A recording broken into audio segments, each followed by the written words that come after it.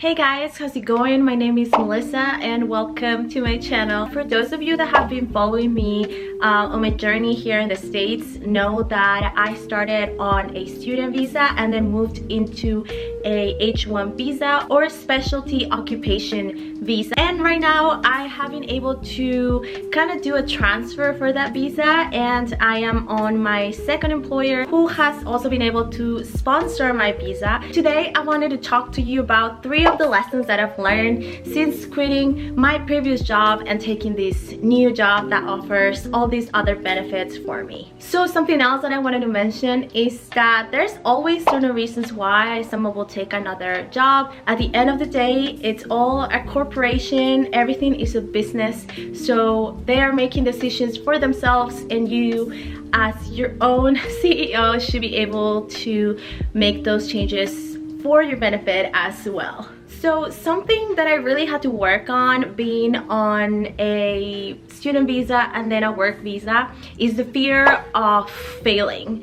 And this is really scary just because you know if something doesn't work well with your visa and your paperwork, you might have to kind of leave the country. If you bought real estate here, then that can be something really scary. But I also think that the world has changed a lot, and many companies offer sponsorships to specialty occupation employees. And so I think just staying with one company when you know that your time and the experience that you could get there has been good enough for you and you're ready to move on, then you should be definitely open to looking for other opportunities, because they're definitely out there and it can all work out really well for you. And as long as you are very clear on what you're looking for and the things that you can compromise on, then you should be able to negotiate things with your employer, and just kind of recognizing that you have something to bring to the table and you shouldn't be at a disadvantage just because you are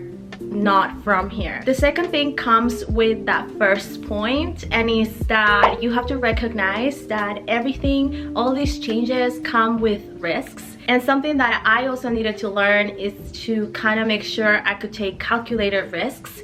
And knowledge is power, and that's something that I've learned throughout all these years, applying for all these different visas and having to work on stuff myself with different experts that sometimes didn't really do a good job. And so being able to really get the information that you need, understand what are the implications and what are the repercussions of the things that you do and kind of what you present, all the documents that you need, is what's gonna help you understand logically what things could happen and what things you don't really need to worry about because it's not that common. And also knowing how to react if things don't go the way you want it on the first try. And you know, there's different ways to getting this information. It can be online from official resources, or it can be from people that have gone through the exact same thing that you have. So I think all of these things are really valid and things that you should be doing to be able to really take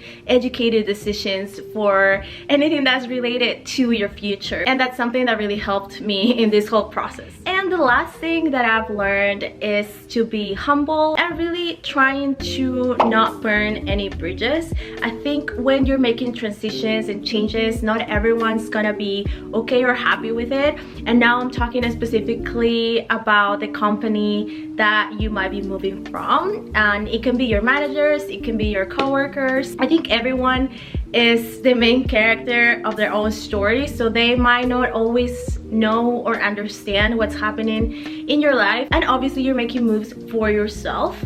So I think sometimes feelings can get a little complicated, and stressful times can make kind of relationships break or work relationships break. So I think the best way to handle that is to kind of be very empathetic whenever you are communicating that there's changes that you want to make. I make sure that I document a lot of the things that I'm responsible for so that someone else can take on that responsibility later on. And I really try my best to avoid kind of breaking any relationships that I've made with my bosses and the people that I've worked with for a while. But obviously you can control other people's feelings or reactions to kind of what you do or what you say.